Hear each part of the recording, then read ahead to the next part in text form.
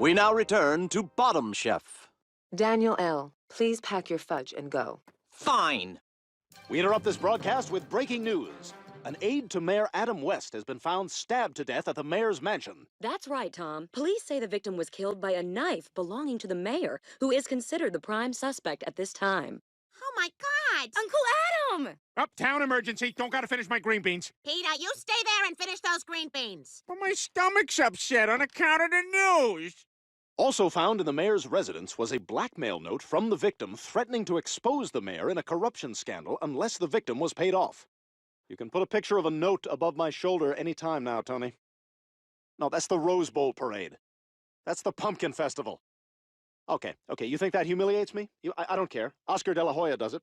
We now go live to Tricia Takanawa, who is outside the mayor's mansion. Tom, I'm standing outside the mayor's mansion, where, against the wishes of his attorneys, the mayor has agreed to an impromptu press conference. Mayor West! What do you know about the murder? Did you kill that man? Yes, I'll take a question from the reporter from the Quahog Elementary School Gazette. Timmy? Are you afraid of the dark? I thought we had an understanding that the dark was off limits. This press conference is over. This has been Tricia Takanawa with the news, and now I will have my normal post-news review from my mom in her car. You're no good! You're no good on news! You're stiff like watching board! Joe London mother so happy! Tricia Takanawa mother so sad! Wow, he really did it. I always knew Mayor West was a little crazy, but I never thought he was capable of something like this.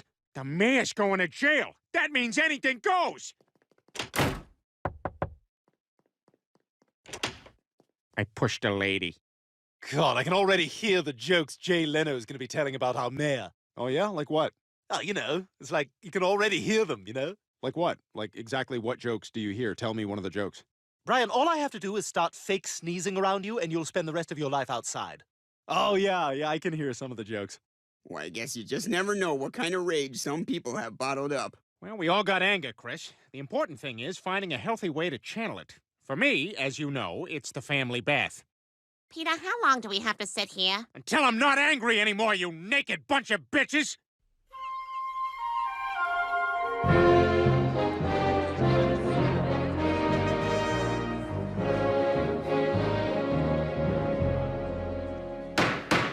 Everyone, please be seated. We will now hear the defense attorney's closing statement. I switched seats. In closing, although it seems pretty clear that my client committed this murder, I would consider it a personal favor to me if you found him not guilty. That's your closing argument? Whoa, those karate lessons are really paying off. Thank you, Sensei. Welcome. He came.